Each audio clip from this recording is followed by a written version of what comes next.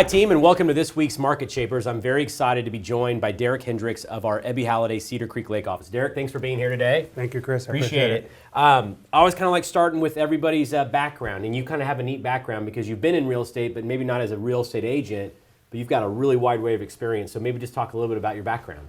Sure. Thank you. I appreciate the opportunity. Yeah. So I am an entrepreneur by trade.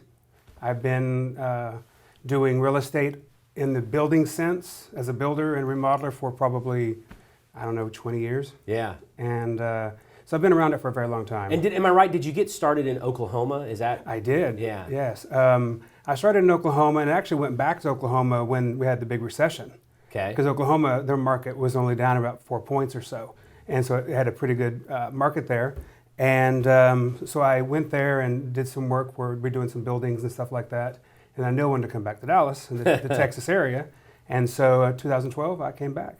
So talk to me about the thought process when you were thinking about, you're doing building, you're a builder, you're doing some remodeling as well. Mm-hmm. Did you feel like it was a natural progression to then get a real estate license to start moving in that direction, or someone kind of give you the idea like, hey, Derik, you're missing out on this?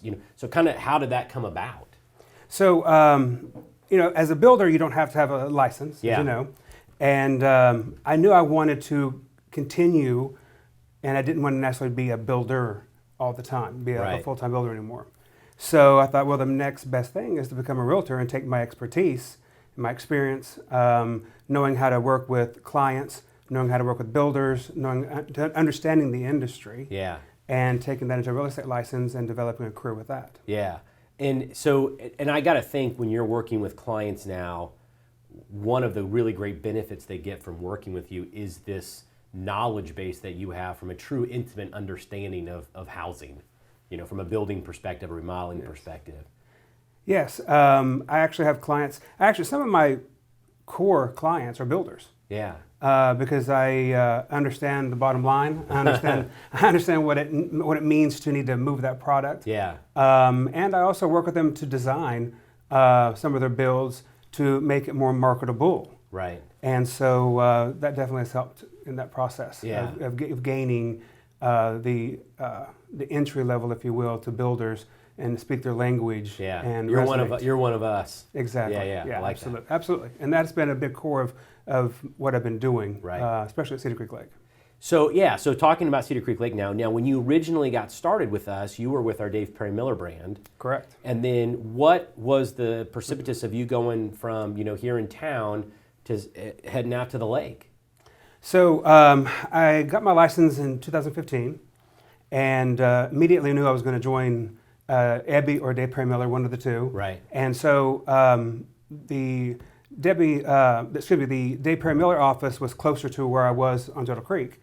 So I thought, what a great, fit. So I went in and interviewed. It turned out great. So I went there. I was there about 6 months or so.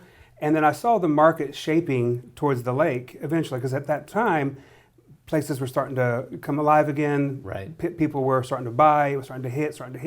So I thought, let me be on the turning curve of that and go out to Cedar Creek Lake, where ultimately I wanted to be anyway, just for the peace and relaxation, let's be honest, but also to be able to work in an environment that I felt really comfortable. Yeah. And so it was kind of a best of both worlds. That's why I did that. It was strategic from a business perspective, but personal too, because you kind of felt that heart calling saying, this is the environment that I kind of want to be a part of every day. 100%. And so at that point, when you were thinking about doing that, had Ebby opened up the Cedar Creek Lake office at that time? No. So what happened was, so I put my license on hold, and I went back into doing construction and remodeling and building and stuff like that. And I said to myself, well, eventually I'm going to just have to commute back and forth and join an Ebby or go back to Dave Perry Miller. Yeah. About that time, I started hearing the buzz that they were opening an office. Yeah. I knew a few agents at the lake. I didn't have any contacts. I literally didn't hardly know anyone there. Right. I didn't have like a will of phone numbers to go through and create business. So I had some agents that were Ebby Halliday agents, and they said, we're hoping, we're fighting, we're pushing, we're trying to show them how great it would be to have an office here and blah, blah, blah. And so I thought, let me see. And there it came. Yeah. Literally, it was like there it was. And I was just like, wow. And so I'm such a fan of the brand and thought that's where I'm going to hang my license. Yeah, so you were one of the originals. I was about not quite a year actually. Yeah. But I wanted to let it get established, and then I wanted to build my own marketing process. Yeah. Because I had been out of, I'd only started it briefly for a little while. Right. And then I thought I want to put together a marketing campaign, and I want to hit it, and I want to hit it right. Yeah. And so I took my time and did that when it comes to branding, to marketing, everything. And then I went and interviewed, and here we are. Here we are. Well, let's kind of dig into that marketing and branding, because I think, one of the things when folks are thinking about getting into real estate, one of the common fears that I will hear from some people is, well, I didn't grow up here. Or Right. I didn't live in this part of town where I now live. I grew up over here. I grew up over there. And this belief that if you did not grow up, or at least spend a significant amount of part of your life in this particular area, well, you just can't be a real estate agent in that area. And you are proof that that's not necessarily true. So when you said you wanted to take some time to build a marketing and a branding campaign because you weren't from Cedar Creek Lake, you were not one of those, you weren't a lake kid growing up there, where everyone knows you and everyone knew your family. So tell us about it. How did you so quickly establish yourself there and become successful when you didn't have that network of people? I decided, like I mentioned earlier, I put a marketing strategy together. And I thought, I'm going to take my experience from being a builder, to take my experience from being an entrepreneur in general, and combine that together and create a real estate career there. Right. And so I went everywhere from doing branding on billboards to print marketing, lead generation, knocking on doors, being on the boat, need a realtor, whatever it took. And it worked, it paid off, and it still is. And I'm just fortunate that I was able to take my experience from before and just turn it into something that I really wanted to do there at the lake. Yeah, and have you found, and I think that's such a great lesson, right, is that because yes, ideally we're all striving to get to a point where we get a lot of business via referrals of past clients, friends, and family. When you don't have that stable yet, then do some of those tried and true things of just getting your face and name out there. Exactly. Yeah. I actually met a realtor when I first went back to decide to do real estate, and she actually was born and raised in the area, and I literally had moved away just for a few years, maybe for college or something. Right. And she came back, and so I was able to see how she took her influence of people that she knew and everything else, and how she was able to create that. So I thought, well, I'm going to have to do that again, like I was mentioning, on the other side. So I'll take my experience and all my knowledge and start meeting people and using that versus actually knowing them and getting in the front. I'll give you an example. I remember this is still ingrained in my brain. I was showing a house, and when I was closing up, the client had already moved on. They had to come back to Dallas. And this guy drives up, and he says, "Can I help you? This is kind of my neighborhood, I'm the president of the POA here." And I said, "Hey, I'm Derik Hendrix. I'm a realtor at Ebby Halliday Realtors." And I introduced myself, and he said, "Oh, okay." He said, I do a lot of building around here." So that's instantly, my instinct kicked in, and I thought, well, that's the opportunity, is to be able to, even though I'm not from here, to take the opportunity of someone who he was born and raised there. And for an outsider that he didn't know, but I spoke his language, I was able to communicate how effective I would be to be able to sell the product that he needed to. Yeah. And he liked what I had to say. And then roughly about 2 weeks later, when he gave me his first home, he said, "Oh, by the way, I saw your new billboards." And I said, "Oh." He said, "That's when I made that decision." He said, "I like the fact that you were proactive." He said, "No one knows you here, but you made sure by putting your face and your name out there that when they do meet you and they do see you, they have something to associate with that." And it's funny, we talk a lot to our new agents in training about, don't be a secret agent, wear a name badge where you go so people know you are. That's taking it to like the whole, like I'm name badge, billboard, and I, again, I'm not from here, but I'm going to make sure that people become aware of who I am, which is outstanding. And the fascinating part about it, and I'm not talking about those big, huge, large billboards that you see on the road. Yeah. There are realtors who do that, and I think it's great. Yeah. Mine are actually more the smaller, roadside. We're more visible when you're driving. Yeah. I purposely did it that way just to be able to create that sense of more personal, like I'm here instead of way up here. Look at me. I'm down here with you. Let's do business. Here's my face. Here's my name. That kind of thing. And that's smart and strategic, and I think maybe a little bit more of an accessible option. Because some people are like, oh, billboard, how much would it cost a billboard? And more affordable. Yeah, but when it's something that, again, I can see it without craning my neck. Absolutely. That's totally different. You said something that I thought was interesting because you've mentioned this, is that with builders speaking their language, but you've also talked a little bit about when you're with clients, what they might be saying is not exactly what is truly happening, and so that ability to kind of hear what they're really trying to convey, even if maybe it's not the exact words that you're using. And so, talk to me a little bit about if that's a skill set you developed while you're with while you were a builder, and clients would say, "We're really looking for this kind of house," but what you were hearing from them was something totally different. Exactly. Yes. So, give me an example. Let's say somebody that wanted a huge open concept, 4 bedrooms, 4 baths, 3,500 square feet, but they necessarily didn't qualify for that. And the realtor was asking, my product's not moving. Well, then I explained to him about, the market dictates where we go. So in my opinion, we need to develop and build product that dictate where we go. Right. And that was one of the number one things that caught this one particular builder's attention. And he said, okay, I get what you're saying. Because he was trying to build, and not to be derogatory, but he was trying to build for his earnings, his pocketbook. Yeah. And he then started realizing, I'm missing the gap here. And that's what I was able to communicate with him about, building something that's more price effective, cost effective, that resonates to people that are here at the lake, off water and on water. Yeah. And since then, he's blown up and has done amazing, and people, love his product. I mean, his homes are gorgeous. Right. And I'm very blessed, and I'm very thankful to be able to market them for him. And so it's kind of like sometimes as agents we're doing the Da Vinci Code, right? Like it's like, here's what we're putting out in front of you, but now we have to decipher it and figure out what really it is someone's after. Yeah. And so that's part of it, is being able to talk with those clients and understand if, large islands in the kitchen versus, an L-shaped island, those kind of things. And we talk with builders, some builders, they want to build trying to make it as cost effective as possible. But if they could spend maybe another, $400 or $500, it actually could make the product sell a lot quicker, multiple offers, and then set a name for yourself that then now people are waiting for you to watch you're going to build and to watch it and see it. So, talk to me a little bit about being a professional in the Cedar Creek Lake community.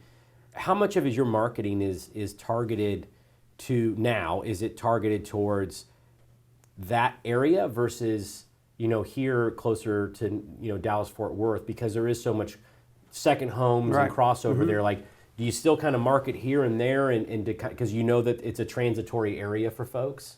Absolutely. Yeah. 100%.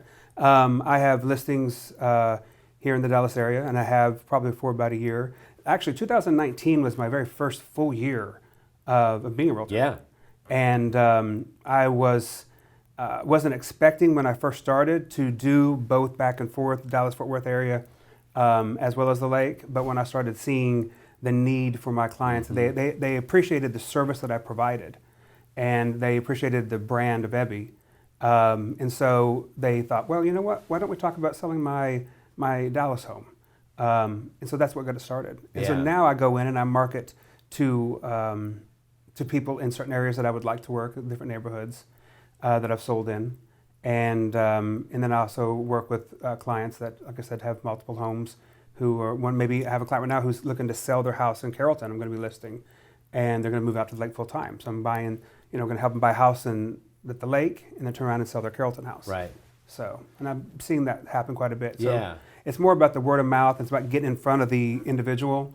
I do a lot of other stuff, like with, marketing, as in typical like Facebook and things of that nature.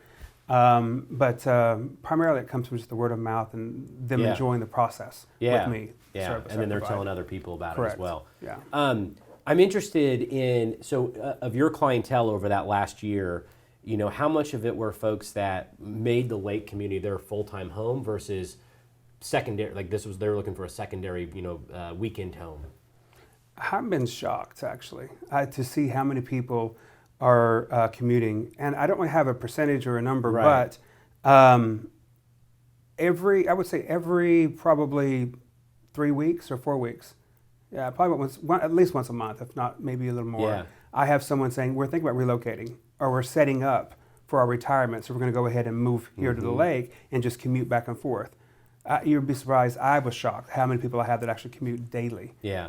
Of course, most of them work around the downtown area. Yeah. So the commute is only 50 minutes to an hour, depending on where they are. An hour. Which 50. could be the same as a lot of suburbs Exactly around right. here, yeah. Yes, it took me Yeah. that long to get here. Yeah. So,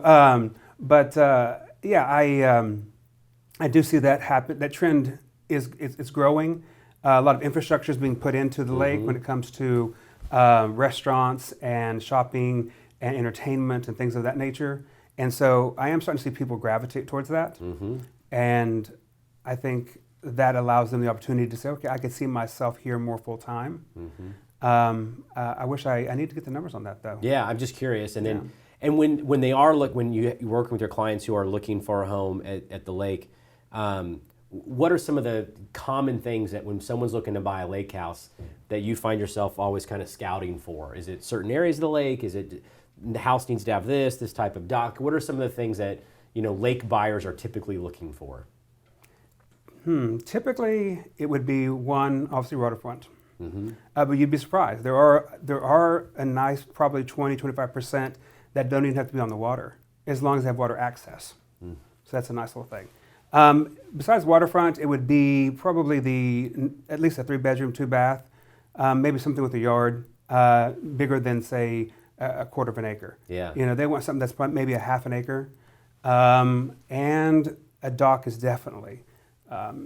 People get into these big party docks where there's two-tier. Yeah. After you live there, you don't utilize it. So most people, so I try to educate them that even though that's a huge expense, and try to explain that you might use that once a year. But typically they just want something to go out and maybe fish on, put their boat, put their jet skis, whatever water toys they have.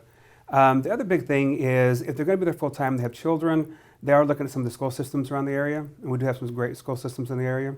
And then also the commute. Yeah. That commute, being able to say, okay, I can actually make it to downtown Dallas and this side of the lake in 50 minutes. Right.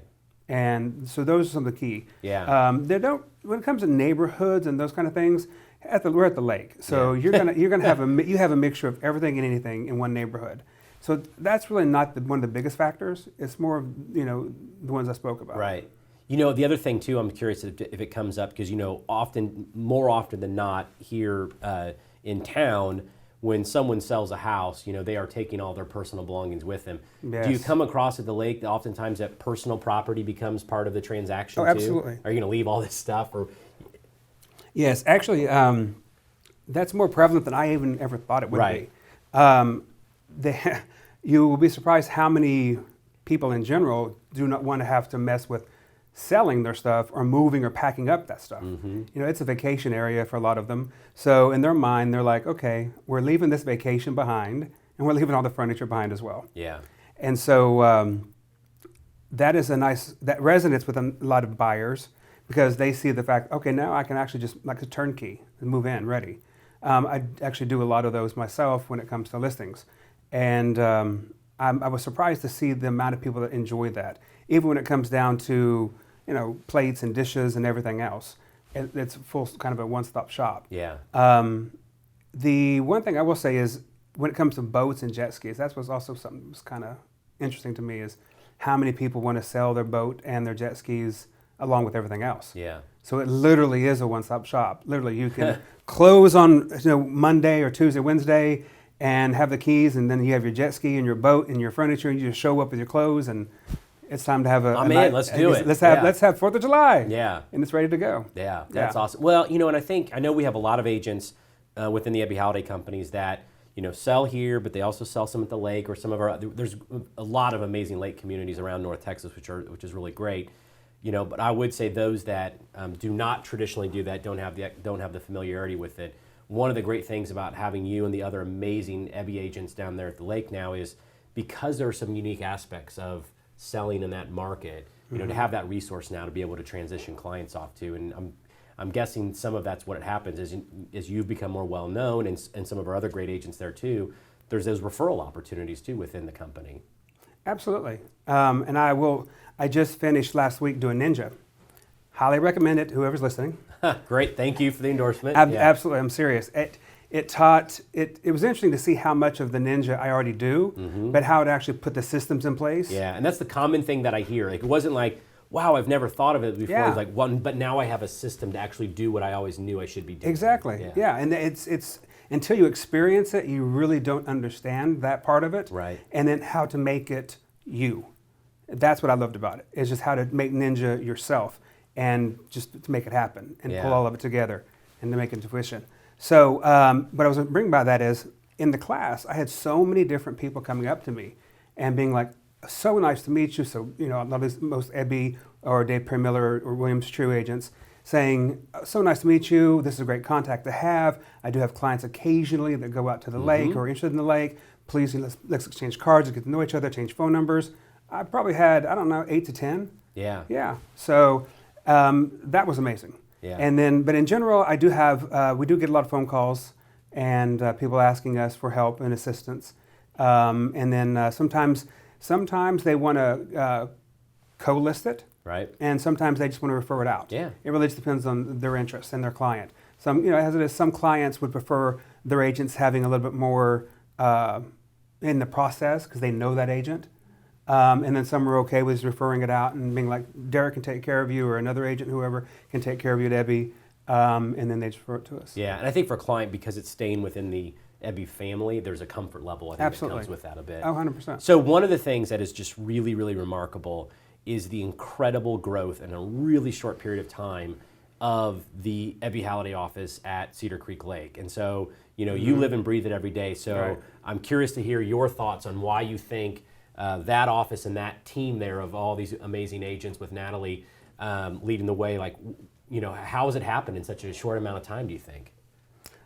I think a lot of that contributes to the brand itself, to be honest. Ebby in Texas obviously is just a powerhouse in the sense of just the service, the amount of, we go above and beyond. Whenever you are with an Ebby agent, you're going to be taken care of.